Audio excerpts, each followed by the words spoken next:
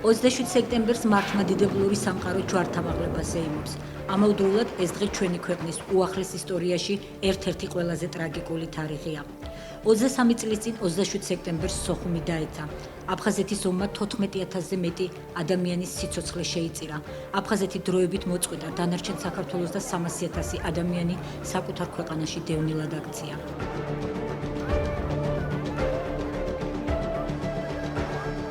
1993 წლის 16 სექტემბერს აფხაზურმა მხარემ კიდევ ერთხელ დაარღვია სოჭის შეთანხმება ცეცხლის შეწყვეტის შესახებ და დაიწყო შტურმი სოხუმის ასაღებად. სოხუმისთვის ბრძოლა 11 დღის განმავლობაში მიმდინარეობდა და 27 სექტემბერს ქალაქის დაცემით დასრულდა. ქართული მხარის წინააღმდეგ აფხაზ სეპარატისტებთან ერთად დაქირავებული ჩრდილოკავკასიელები, კაზაკთა მილიციის და რუსეთის სამხედრო ძალების შენაერთები იბრძოდნენ. სოხუმის დაცემის დღეს რუსმა ოკუპანტებმა და აფხაზმა სეპარატისტებმა აფხაზეთის ავტონომიური რესპუბლიკის მინისტრთა საბჭოს თავმჯდომარის ჟიული შარტავა. სოხუმის მერი გურამ გაბისკირია და მინისტრთა საბჭოს 27 თანამშრომელი სასტიკად აწამეს და დახვრიტეს.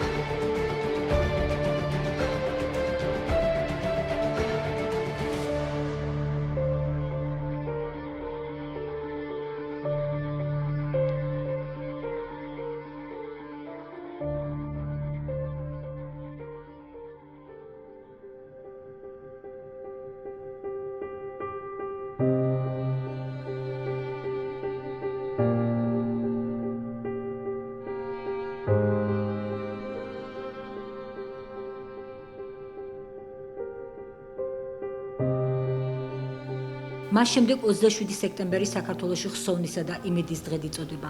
ამ დღეს ყოველწლიურად იკრიბებიან საქართველოს ტერიტორიული მთლიანობისათვის ბრძოლებში დაღუპულთა მემორიალთან აფხაზეთის ომის ვეტერანები.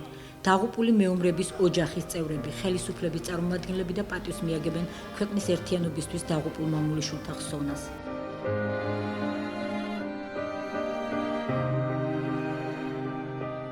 დღეს ჩვენ ყველამ უნდა ვიფიქროთ იმაზე, როგორ აღვადგინოთ ჩატეხილი ხიდი აფხაზებსა და ქართველებს, ოსებსა და ქართველებს შორის და მშვიდობიანად და მხოლოდ მშვიდობიანად ნაბიჯ-ნაბიჯ ვიაროთ იმ მიზნისკენ, რომ ქვეყანა გამთლიანდეს. განაცხადა საქართველოს პრემიერმა გიორგი კვირიკაშვილმა გმირთა მოედანზე, სადაც იგი მთავრობის სხვა წევრებთან ერთად მივიდა და დაღუპულ გმირთა ხსოვნას პატივი მიაგო. ამ ომის შედეგად 10,000-10,000 ადამიანი დაიღუპა, 100,000-ობით იძულებით გადაადგილებული პირია ქვეყნის შიგნით და გვაქვს ოკუპირებული ტერიტორიები. მთავარი რაც ყველა ჩვენთაგანი ვაცნობიერებთ არის ის, რომ ეს იყო ომი ქართველების და აფხაზების წინააღმდეგ და ამ ომს თავშივე არ ყავდა მოგებული. ჩვენ რა თქმა უნდა ყველა დაღუპული მეომრის ხსოვნას მივაგებთ დიდ პატივს. ყველა მათგანი არის გმირი და სწორედ აფხაზეთის ომში დაღუპულთა გმირობა უნათებდა ქართველ ჯარისკაცებს შემდგომში კიდევ არაერთი შეიარაღებული კონფლიქტის დროს გზას და სწორედ მათი გმირობა იყო მაგალითის მიმცემი ყველასთვის. დღეს ჩვენ ყველამ უნდა ვიფიქროთ იმაზე, თუ როგორ მოვაშუშოთ ეს იარები, როგორ გავამთლიანოთ ქვეყანა, როგორ აღვადგინოთ ჩატეხილი ხიდი აფხაზებსა და ქართველებს, ოსებსა და ქართველებს შორის და მშვიდობიანად და მხოლოდ მშვიდობიანად ვიაროთ ნაბიჯ-ნაბიჯ იმ მიზნისკენ, რომ ქვეყანა გამთლიანდეს და დავიბრუნოთ ის ერთიანობა, რომელიც ჩვენ გვქონდა, რომელიც აუცილებელია იმისათვის, რომ ქვეყანა განვითარდეს და ჩვენ მშვიდობიანად ვიცხოვროთ ყველამ ერთად ძმობაში და ჩვენმა შვილებმა იცხოვრონ აფხაზებთან და ოსებთან ერთად ერთიან ქვეყანაში, ძმობაში და მეგობრობაში. ეს არის ჩვენი მთავარი მიზანი დღეს. მემორიალთან საქართველოს პრეზიდენტი გიორგი მარგველაშვილიც იმყოფებოდა.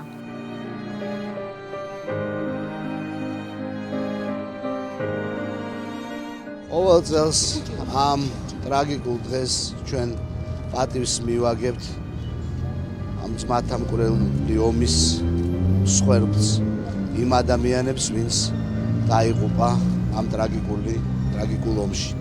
27 სექტემბერს საქართველოს ტერიტორიული მთლიანობისათვის ბრძოლებში დაღუპულთა ხსოვნას პატივი მიაგეს აფხაზეთის ავტონომიური რესპუბლიკის ხელისუფლების წარმომადგენლებმა, პარლამენტის წევრებმა, დიპლომატიური კორპუსის, ოპოზიციური პარტიებისა და საზოგადოების წარმომადგენლებმა, რომლებმაც 23 წლის წინანდელი პროცესები გაიხსენეს და გვირგვინებით შეამკეს მემორიალი. რაც უფრო მეტი დრო გადის, მით უფრო ძაფრდება ტკივილი, რომელიც ჩვენ გვაწუხებს და ის მოლოდინი, რომელიც გვაქვს ჩვენ დაბრუნებისა, ეს ანეიტრალებს მეტნაკლებად ამ ტკივილს. მე დარწმუნებული ვარ, ჩვენ აუცილებლად დაბრუნდებით, ამიტომ ის პოლიტიკა, რომელსაც ვატარებთ დღეს ჩვენ საქართველოს ცენტრალურ ხელისუფლებასთან ერთად, ეს არის ის მთავარი გზავნილი, რომელიცაც სოხუმში ძალიან კარგად ისმენენ. მე დარწმუნებული ვარ, ჩვენ სხვა გზა არ გვაქვს, ერთად ვაშენოთ ის საქართველო, ის ქვეყანა, სადაც აფხაზებს ექნებათ ღირსეული ადგილი ქართველებთან ერთად. ჩვენი დღევანდელობა და საქართველოს მომავალი შენდება სწორედ იმ ადამიანების გმირობაზე, ვისაც დღეს ჩვენ პატივი მივაგეთ. ჩვენ კიდევ ერთხელ ყველამ ერთად სრულიად საქართველოს ქედი უნდა მოვიხაროთ მათი გმირობის წინაშე და გავაგრძელოთ გმირული შრომა იმისთვის, რომ ჩვენი ქვეყანა გამთლიანდეს, საზოგადოება გამთლიანდეს და აღარასოდეს აღარ იყოს საჭირო სისხლით დაცვა სამშობლოს. ჩვენ უნდა მოვახერხოთ ძლიერი სახელმწიფოთი, ძლიერი ეკონომიკით, ძლიერი პარტნიორებით ჩვენი ქვეყნის უსაფრთხოების უზრუნველყოფა. ძალიან მძიმე დღეა თითოეული ქართველისთვის. ჩვენ პატივი მივაგეთ საქართველოს ტერიტორიული მთლიანობისთვის დაღუპული ჩვენი თანამემამულეების ხსოვნას. ჩვენ რა თქმა უნდა გვახსოვს აფხაზეთი და გვტკივა აფხაზეთი, გვახსოვს და გვტკივა სოხუმი. ის რაც სამწუხაროდ ომით და სისხლისღვრით დაიკარგა, მე მაქვს იმედი, რომ მხოლოდ მშვიდობით, ურთიერთნდობის აღდგენით, სიყვარულით იქნება დაბრუნებული, ამას დრო ჭირდება, სამწუხაროდ დიდი დროც, მაგრამ ის პოლიტიკა, რაც დღეს ქვეყანაში ხორციელდება, სწორედ ამ ნდობის აღსადგენად, ერთმანეთის დასაბრუნებლად პირველ რიგში, მე ვფიქრობ, აუცილებლად შედეგს გამოიღებს. დღევანდელი დღე კიდევ ერთი შეხსენება ჩვენ საზოგადოებას, რაოდენ მძიმეა ომი და რაოდენ მძიმეა დანაკარგი საქართველოსათვის იმ ვაჟკაცების, ალბატონების, რომლებიც დაეცნენ ამ ომში. ჯვართამაღლება ფარავდეთ მათ ოჯახებს.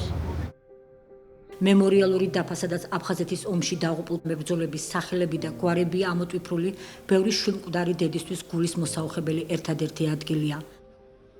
ჩემი შვილი გარდაიცვალა 21 სექტემბერს 20 წლის ასაკში უსაფლაო დღემდე ახალდაბაში ტრის შეტაკების დროს. ჩვენ ცხედარი არ გნახიათ, იმან იმიწა შესწირა თავი, რაზედაც იბრძოდა, იყოს იქ. პაპატიოთ ერთმანეთს, ისინიც დაზარალებულები არიან, ჩვენც დაზარალებული ვართ. ყოფილიყოს მშვიდობა და ბაძნდელმა ახალგაზრდებმა მაინც გაიხაროს. მე არ ჩვიდიდან ჯარც არაფერი, მაგრამ არაფერი არ მინდა მეტი დაბრუნება მინდა, რა თქმა უნდა, მშვიდობიანად. მინდა რომ როგორმე ჩემი შვილი საფლავზე მივიდე და მე არაფერი არ მინდა. მინდა მოусურვო ჩვენს ახალგაზრდობას, არ დაივიწყონ ის ჩვენი შვილები, ის რა ვთქვა არ ვიცი. ერთი ის მინდა დაბრუნება და სასაფლაოზე მისვლა შემოწამ. მიზანი ის არის, რომ გონია აქ ხედავ ჩემი შვილს.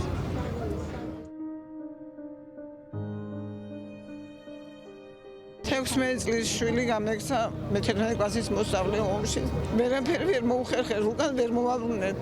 იმდენი საგმირო საქმე ჩაიდინა, რომ გორგასის ორდენზე წარადგინეს სიცოცხლეში. პირზე ეკეთა სამშობლო. დედიკო, შენ ძალიან მიყვარხარ, მაგრამ შენზე მეტად მიყვარ სამშობლო, არ გეწყინოს, ასე მითხრა.